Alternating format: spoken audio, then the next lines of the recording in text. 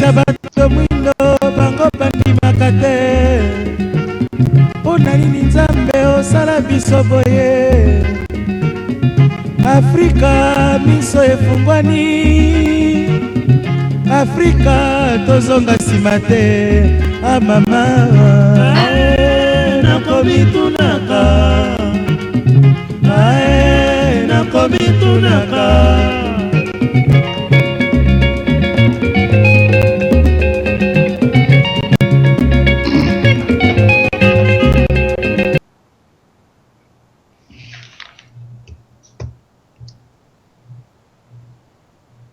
Voilà, chers auditeurs, auditrices de la radio-télévision Africa World, nous sommes de retour. Voilà, veuillez encore réactualiser votre écran. Et bien, nous étions très coupés.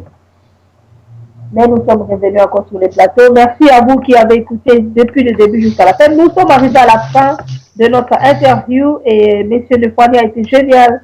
Il a répondu presque à toutes les questions et de façon très claire. Je pense que tous ceux qui suivent maintenant cette vision, ils comprennent qu'est-ce qui est vraiment il apporte dans la communauté des Africains. Mais Monsieur Nefouani, je me vais poser encore cette question en fait. Je sais que vous cherchez à ce que l'identité Congo soit retrouvée, que le Congolais ou le peuple Congo se retrouve aussi. Est-ce que dans votre vision, si vous imaginez, vous imaginez aussi un jour à se créer aussi des relations avec les autres Africains? Oui, bien sûr, puisque les relations, ça est en train de s'épanouir comme le monde augmente. Donc, nous considérons même les Congos qui sont nés de des relations mixtes sont toujours les Congos. Par exemple, quelle place occuperaient ces enfants dans les relations de Congo? Dans la culture Congo, il y a déjà des Bantous, Basumbu, les gens que l'on a adoptés ou achetés. Ce ne sont pas des esclaves, mais des composantes entières de la famille. S'il est brave, il peut même devenir chef coutumier. Ces gens ont des villas, les liens les permettent pour clanique et non 4 comme tous les Congos. Si on peut accepter les étrangers, combien de fois pour ceux qui ont 50% de sang Congo dans les veines? Chez nous, il y a des choses où tu es Muntu, humain, où tu es Kibulu, un animal. Donc nous ne voyons pas une différence, oui. Il y a la place même pour les gens qui se considèrent Congo, qui ne sont pas 100% Congo. Oui, merci. Merci à vous aussi. Je pense qu'à vous écouter lire vos publications, vous interprètes des originaires du Congo. Pensez-vous aussi aux relations mixtes qui ont engendré des enfants mixtes? À Mukongo, c'est aujourd'hui marié à une femme de Kisangani, par exemple, et de cette relation naquirent les enfants. Comment et quelle place occuperaient donc ces enfants-là par rapport à... Ah bon, alors, c'est ce que je voulais répondre, c'est ce que je voulais dire que même en parlant avec les descendants de Congo à Guadeloupe, j'ai appris que certains d'eux sont des relations mixtes, mais ils gardent encore les références, ce que leurs ancêtres ont laissé avec eux. Même le Villa et tout ça, que les autres Congos même qui se trouvent au Congo, en Angola et partout autres ne savent pas. Pour nous, ils sont considérés Congo. Donc, bien que certains de ces gens-là ont une villa, et puis que dans d'autres clans, ça nécessite 4 villas, et même si vous avez 50% de sang Congo dans les veines, vous êtes toujours Congo, il n'y a pas une différence. Ce n'est pas que si vous êtes Congo, vous avez une relation avec un autre qui n'est pas Congo, qui est moins Congo que l'autre Congo. Non, pas du tout. Ok, donc c'était juste une improvisation, c'était pas vraiment dans les programmes, mais tout simplement, c'est certaines des questions Je fais tout juste comme ça à chaque fois quand on explique quelque chose et du coup, on arrive à profiter directement pour parler aussi de ça. Alors, non, c'est pas un problème, quoi. Donc, par exemple, un bon exemple, moi, je suis marié avec une Américaine. Noire, alors je suis 100% Congo, alors mes enfants, surtout la dernière, elle ne veut même pas accepter qu'elle est américaine, elle se dit elle-même comme 100% Congo, elle se comporte comme Congo, même à l'école, partout où elle parle, elle se présente comme Congo. Donc elle est Congo. C'est pour répondre avec votre question, si il y avait une relation avec quelqu'un de Mbujimaï ou quelque part d'autre, c'est la même chose. Les Congos sont partout. Même avant-hier, j'ai suivi une émission en Bolivie. Le président de la Bolivie vient de nommer un roi Congo. Il y a un tribu qui habite au nord de la Bolivie. Là. La plupart de ces gens-là, ils sont là-bas des siècles et des siècles. Mais ils se considèrent tous 100% Congo. Donc, Congo ne veut pas seulement dire qu'il faut être né de la maman Congo et du papa Congo. Non pas. Pas du tout. Je suis content, monsieur Foumoune Fouani. Ben voilà, donc là, on me signale déjà par des gens qui nous écoutent que le son est quand même maintenant bien. Donc, il fallait que je puisse ne pas bénéficier d'autres micros vers le régie. C'est ça qui avale presque tous les autres sons. Chers auditeurs, veuillez écouter vraiment. Si vous n'avez pas bien écouté le questionnaire de Maman César, veuillez vraiment nous en excuser. Mais les réponses de M. Fouani, je pense que vous comprendrez déjà ce genre de questions que nous avons posées. Eh bien, maintenant, on a rattrapé. Nous sommes presque à la fin de notre question. C'est la toute dernière fois, la toute dernière plutôt question. Et cette question, j'aimerais quand même que vous nous parlez vraiment, c'est-à-dire que s'il était à refaire, que souhaiteriez-vous éviter ou installer dans ce royaume Congo? Parce que déjà, vous avez parlé de votre enfant, vous êtes mariée américaine noire, donc c'est un afro-américain, c'est-à-dire que ce sont des descendants de la traite négrière. Je pense très bien. Donc, peut-être qu'il les connaît. Est-ce qu'elle connaît son identité ou bien est-ce qu'elle connaît ses origines ou bien elle est aussi du genre de ces gens-là à qui on les a fait oublier l'identité? Parce que selon l'histoire, faite récemment, il y a un test d'ADN qui font que beaucoup d'Africains, des Afro-Américains, font des tests d'ADN pour retrouver leur identité. Et il y avait Quincy Jones, cet Américain qui a retrouvé ses racines. Il paraissait que ça remontait vers le Cameroun. Et beaucoup même, il semble qu'ils étaient tous vers le Cameroun. Et votre épouse, je ne sais pas si c'est un peu indiscret, je dis simplement, c'est pour moi qui est passionné de l'histoire et aussi, je me soucie aussi pour l'Afrique et surtout le passé africain, dans lequel, dans Afrique, nous militons pour un détachement de ce passé sombre de l'Afrique. Ce sont des choses pour moi qui sont un peu fragiles. Je ne rate pas l'occasion de les poser. Elle est américaine noire, afro-américaine. Connaît-elle ses origines ou bien elle ne connaît pas, mais vous l'avez aidé finalement à savoir ce que c'est que l'Afrique. Surtout si votre enfant, déjà vous dites qu'il est trop Congo, même à l'école Congo, et vous êtes un Africain qui vous avez beaucoup vécu à l'étranger, dans la diaspora. Donc, vous n'avez pas dit combien de temps en fait que vous avez fait là-bas? Je suis ici à presque 37 ans, quoi. Voilà, oulala, la diaspora. Voilà. Mais la plupart de mes enfants sont bien enseignés. D'abord, la plupart de leurs noms sont des noms africains, comme Toussamba, ça veut dire prier, Diomengene, cela veut dire qu'est-ce que vous ne voulez pas. Donc, je n'ai pas un problème. Et en plus de ça, nos frères noirs américains maintenant commencent même à renforcer. Je ne sais pas si vous connaissez Dr Molefi de l'Institut Molefi à Philadelphie, qui commence à propager aux télévisions, aux radios partout ici aux États-Unis que 85% des Noirs qui sont ici aux États-Unis sont venus du Royaume Congo.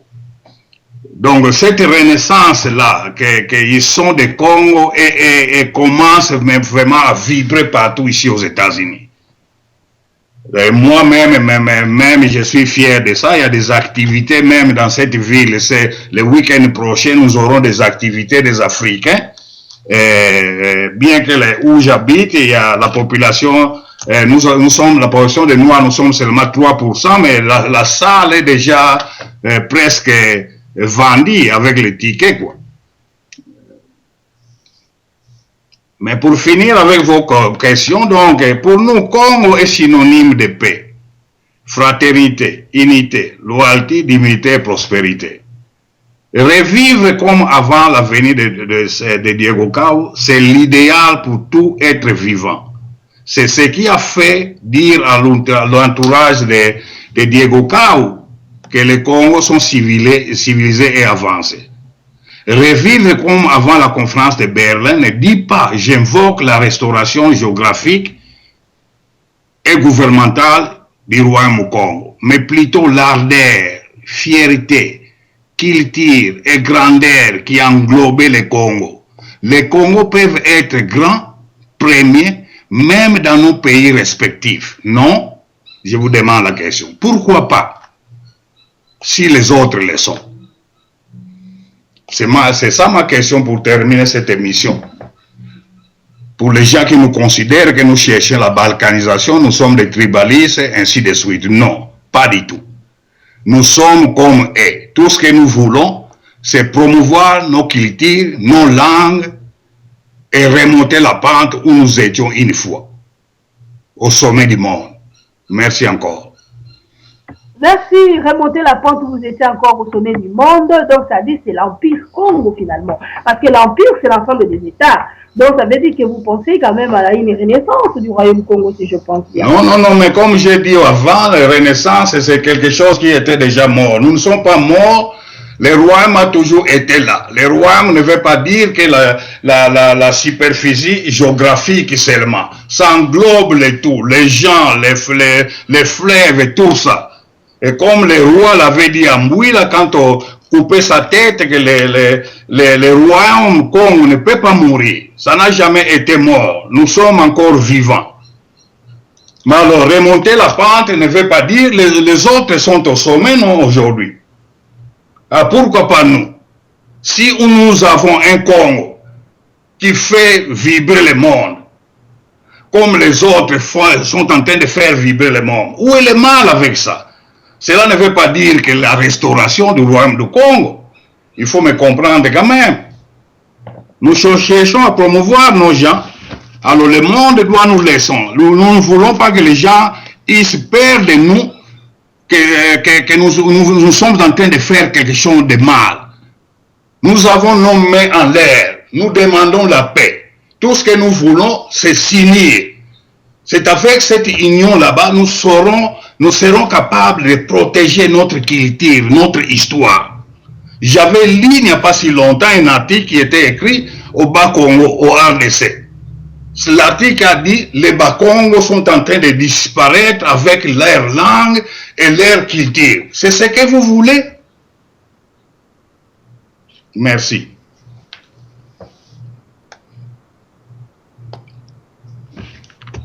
Merci beaucoup, M. Lefouani. Alors, non, je dis merci beaucoup pour votre réponse, pour votre clarification. Bon, merci. Ça c'est, j'ai un peu quelque chose de mal avec les nez, là, la fièvre, là. Je m'excuse encore. Allons-y, je m'excuse, ça va. Voilà, pour gagner simplement du temps, pouvez-vous nous dire simplement votre mot de la fin à tous les descendants du Royaume Congo et puis pour votre premier congrès du 17 novembre. Parlez-nous aussi au passage du lieu du congrès qui va avoir lieu le 17 novembre pour que les gens arrivent aussi à écouter. Donc, votre mot de la fin, donc tout ce que vous pouvez souhaiter dire dans l'ensemble en fait. Merci. Bon, d'abord, je voudrais vous remercier pour avoir me donné la possibilité de m'exprimer vis-à-vis de votre audience. Et je remercie aussi l'audience qui vient de me suivre. Donc, à la fin, tout ce que je voudrais dire, que quel que soit au Congo surtout, quelles que soient nos différences, je vous demande de nous joindre, peuple Congo, en grand nombre, puisque notre présence montrera la volonté de remonter le Congo où jadis nous étions une fois au monde, les premiers. Alors, nous serons au salon Mangrove, qui est situé à 10 minutes de Paris Centre, dans une zone d'activité commerciale et industrielle proche de la défense, desservie par les autoroutes A86, A15 et transport en commun RERC, métro ligne 13 et bis 177. Un cadre spécial calme et charmant qui vous offre tout ce dont vous avez besoin pour organiser vos événements privés professionnels. Avec une superficie de 450 mètres carrés, le salon Mangrove peut accueillir jusqu'à 300 personnes en configuration assise. Venez nombreux, s'il vous plaît. Et vous serez vraiment content de faire l'histoire du premier congrès qui va unir tous les Congos du monde. Nous avons des gens qui vont venir de partout. Nous vous entendons. Si vous avez des questions, vous pouvez appeler Emmanuel K. Ramalho au téléphone 33 147 33 61 75, qui est le fixe. Ou bien alors le portable 33 69 99 9D010, qui est portable. Ou bien alors Stevens Nelson au numéro 33 980 53D807, qui est le fixe, ou alors portable 33 75 35 54 36 6. Merci encore. Et au revoir. Merci, ne passez pas encore, monsieur Fumu Rocha Nefwani. Donc, je pense bien que Amafrica aussi, c'est aussi à vous remercier, vous encourager aussi d'aller de l'avant dans ces combats aussi si nobles pour les valeurs culturelles des enfants Congo. C'est une chose juste et puis noble pour une identité culturelle. Donc, nous vous remercions d'avoir accepté cette invitation et puis aussi pour vos réponses au sein de notre radio TV Amafrica World. Donc, merci à vous aussi. Nous sommes aussi à votre disposition. Si jamais vous avez quelque chose à informer à nos auditeurs ou alors à beaucoup de gens, le studio Amafrica, c'est pour tous les Africains du monde entier. Donc, je dis bien, c'est pour tous les Africains. Nous sommes là pour parler, mais ce n'est pas seulement les Africains. Nous sommes là pour aussi inviter aussi des personnalités européennes. Il suffit simplement d'améliorer encore ces problèmes techniques que nous avons avec les problèmes des sons, la musique et tout ça. Mais sinon, Amafrica, du le Monde World, cela peut dire aussi dans le cadre des relations internationales, on essaie aussi quand même de faire élargir nos horizons et toucher un peu le monde qui nous entoure. Hein, c'est ça la conscience. Et voilà, merci. Merci à vous, merci à votre famille, merci à votre épouse. Et je la salue déjà. Moi, je parle pas parfaitement l'anglais, mais je me débrouille pas mal. C'est comme on dit en anglais, I try my best. I give just a little great to your ça va. Si elle est là, si elle était à côté pour écouter un peu comment est-ce que son mari est en télévision. Donc voilà, elle a mes salutations aussi à elle. Ok, merci encore, merci. Et continuer votre combat. Mais simplement, c'est que moi, j'aimerais quand même savoir, j'aimerais quand même aussi tout simplement le Congo ou le Royaume Congo. Et c'est déjà rassemblé aussi avec le Congolais de ex-Zaïre, le Congo de Brazza, le Cameroun, le Gabon. En fait, c'est un peuple qui est presque un. Ils ont presque la même culture. C'est des sortes des Bantous, comme les autres disent. Je ne sais pas si les Bakongos ne sont pas des Bantous. Vous êtes des Bantous, je sais. Non, oui, nous sommes des Bantous, oui. Voilà, donc le peuple Bantou, c'est presque le même peuple et je pense qu'à l'avenir, si chacun déjà se découvrait, moi je trouve que c'est très important. J'aimerais aussi tirer l'attention à nos auditeurs. Comme nous nous prenons la conscience, ces connaissances qui sont notre présence, notre identité, de notre monde aussi qui nous entoure, le monde que nous vivons actuellement. J'aimerais attirer l'attention de nos auditeurs. Nous sommes aussi de ceux-là qui militent aussi pour l'éveil de la conscience identitaire. Donc cela veut dire quoi? Que l'Afrique d'aujourd'hui est le résultat du travail de la colonisation. Et ce travail de la colonisation a fait que beaucoup d'Africains se retrouvent aliénés. Ils ne savent plus de leur identité culturelle. Là même, M. Rouchard, nous avons eu aussi une journée en Allemagne, c'était le 7 septembre passé, et c'était une journée culturelle, donc festival africain. Là, on nous a interviewés pour savoir un peu si on pouvait parler de notre tradition, de notre culture. Mais les Congolais, les Zaïre, n'étaient pas tous traditionnels. En fait, ils n'ont pas oublié de tout ce qui était tradition. Ils avaient une certaine méconnaissance de la tradition. C'est limité que par la musique, et voilà. Mais nous avons eu des amis togolais, hein, qui sont aussi, nous avons un Togolais au Centre Africa. Ces Togolais, il est traditionnel, il arrive à jouer du tam-tam et il parle aussi, chaque son exprimé du tam-tam reflétait ou relatait un message qu'on devait communiquer aux gens. Et ils ont gardé cette tradition-là. Et c'est ce qui était distingué, en fait, ce qui nous était distingué de cette personne. Donc nous étions un peu comme des éléments qui étaient plus aliénés, des gens qui étaient plus ne savaient rien de la colonisation ou alors disons de la colonisation, donc l'indépendance, voilà, c'est le combat et tout. Donc, mais je vous encourage pour l'identité culturelle. C'est très important de se retrouver d'abord. Chacun quand il se retrouve, chacun quand il se retrouve, et je pense que ça serait déjà une bonne chose parce que même dans la mondialisation, globalisation, on ne peut pas rassembler les Africains. Moi, j'ai toujours ressenti comme ils sont des révoltes mentales à moi. Et c'est cette façon de trop imposer à l'Africain des choses que il ne comprend pas. L'Africain ne comprend pas les défis de la table. On a imposé un système politique démocratique, mais on n'a pas expliqué à l'Africain c'est quoi la démocratie. Et ça, vous les voyez depuis les indépendances, certains dirigeants africains du temps de l'indépendance, apparemment, ils sont toujours là.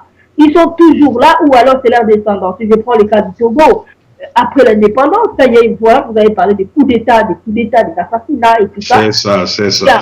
Voilà, mais si vous voyez, c'est comme si on n'a pas aidé finalement l'Africain quand on lui donnait son indépendance. C'était comme s'il m'a donné et l'autre m'a retiré. Et c'est à cause de ça que moi, je me révolte mentalement. J'ai dit, je ne peux pas accepter la mondialisation pour l'Afrique comme ça. Voilà. Pendant que la vérité. Elle est aliénée, elle ne se retrouve plus de son identité. Donc, voilà. Alors, ce qui est étonnant, Madame Feza, est que même les plus intellectuels africains, ils sont en train de faire les conférences, parlent de la mondialisation, l'unité africaine. Vous ne pouvez pas unir les gens qui ne se connaissent pas. Ces gens-là, l'homme africain aujourd'hui n'a pas de racines. Nous devons d'abord mettre les racines là. Une fois debout, nous connaissons nous-mêmes qui nous sommes. C'est cependant que nous allons nous unir nous-mêmes avec notre initiative et après viendra la globalisation.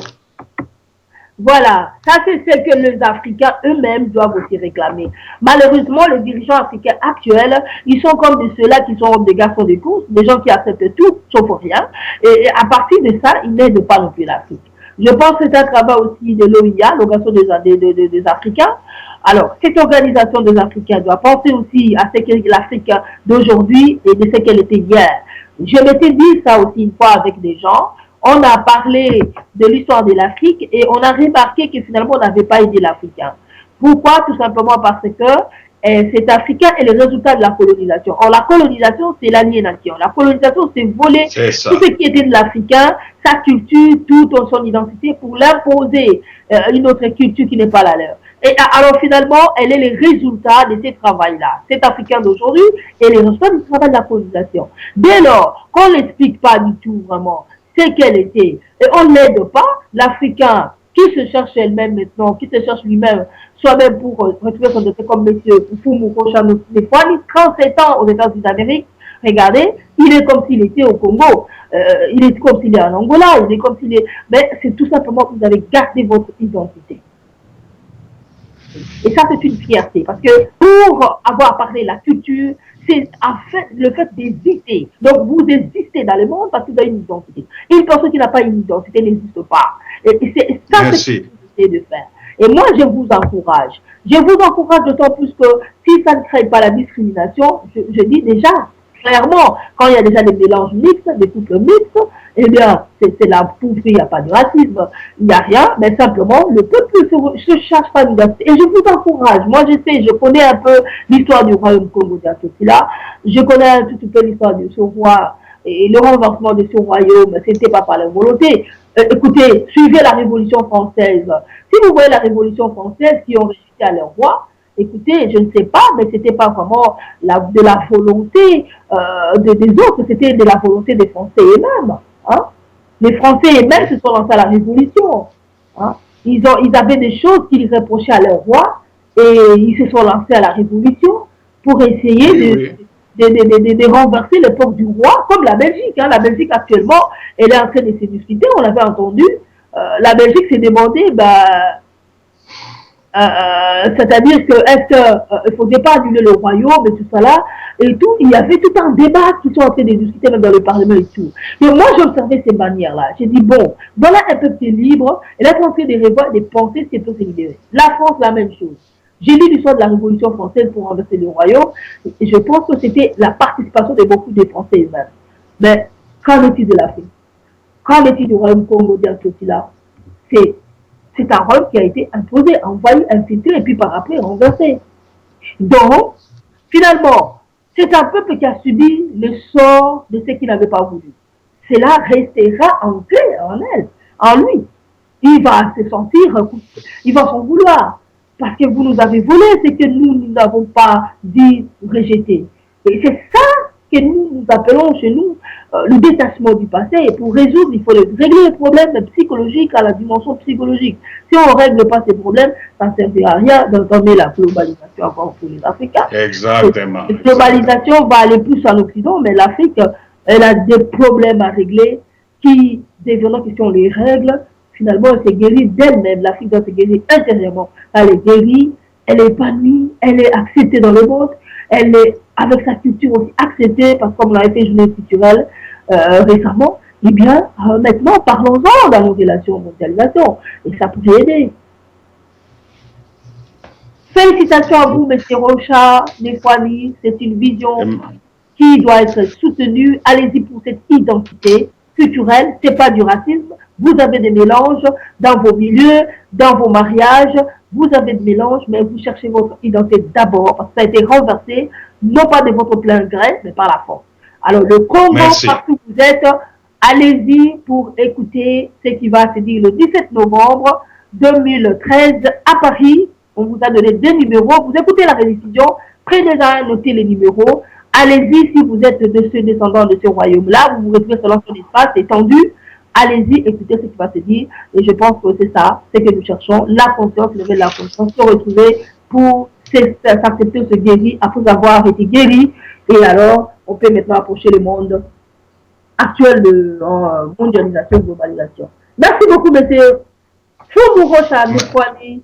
Merci aussi, Maman Feza, et puis Radio Amafrica. Merci encore. Merci beaucoup.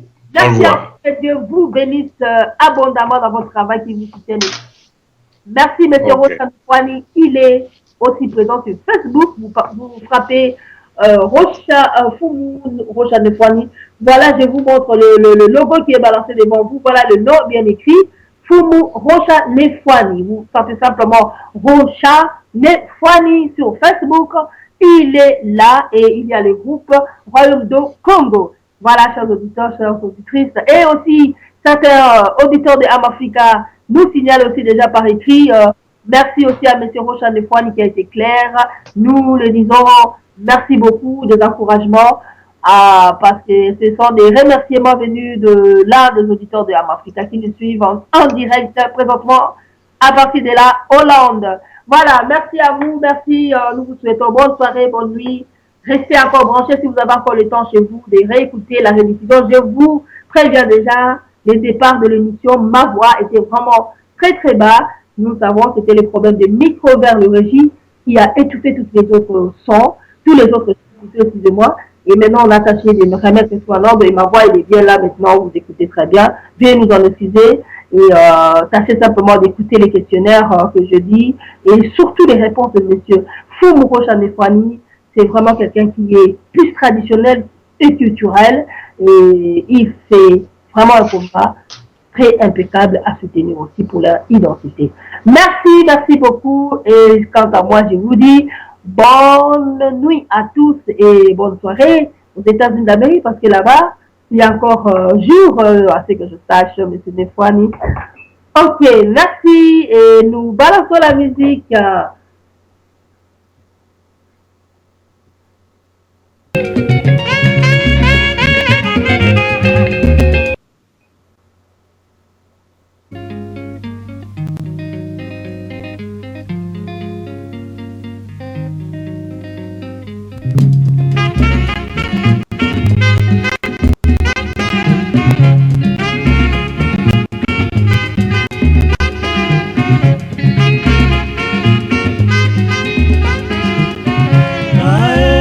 Nakomitunaka, ae nakomitunaka, Nzambe o nakomitunaka o, Nzambe o nakomitunaka o, poso mwindo eutande wapi o, poso mwindo eutande wapi o,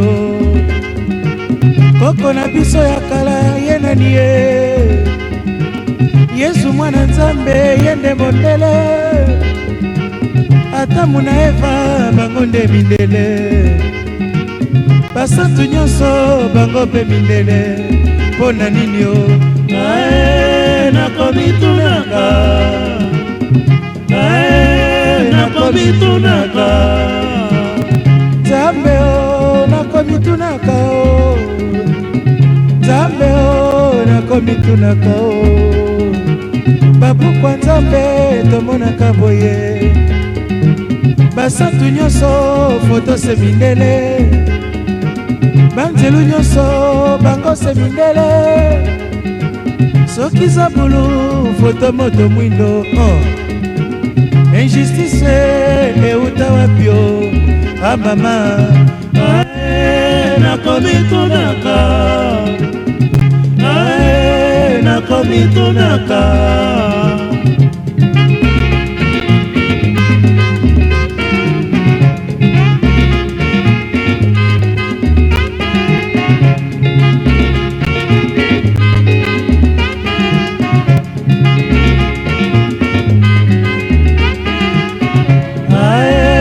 nakomitunaka, ae nakomitunaka, Nzambe o nakomitunaka o, poso mwindo eutande wapi o, poso mwindo eutande wapi o, banoko bakanga biso mayele boye, bikeko bakoko bango baboyaka, kisa bakoko bango bandimaka te, kasi na ndako Nzambe biso tomonaka, tokosambela chapele na maboko, tokosambela bikeko bitoni ndako, kasi bikeko yango se mindele, pona nini Nzambe? Ae nakomitunaka, ae nakomitunaka,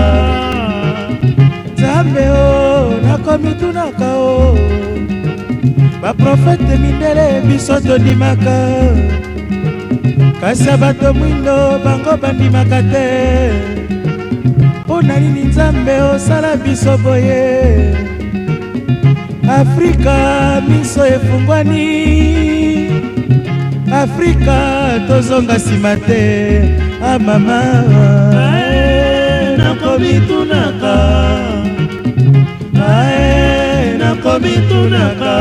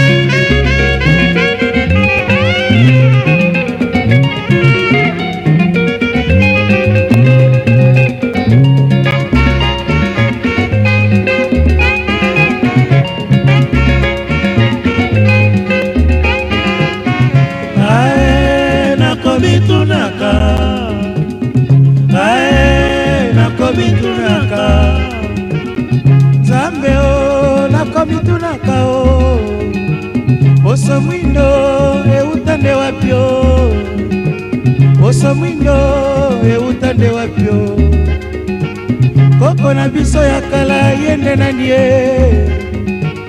Yesu mwana Nzambe yende mondele Adamu na Eva bango nde mindele Basantu nyonso bango pe mindele Pona nini Nzambe nakomitunaka nakomitunaka Nzambe o nakomitunaka o Baprofete mindele biso tondimaka o Kasa bato mwindo bango bandimaka te Pona nini Nzambe osala biso boye Koko na biso bato mwindo azali wapi o Afrika o miso efungwani Afrika tozonga nsima te Mama nakomitunaka nakomitunaka nakomitunaka nakomitunaka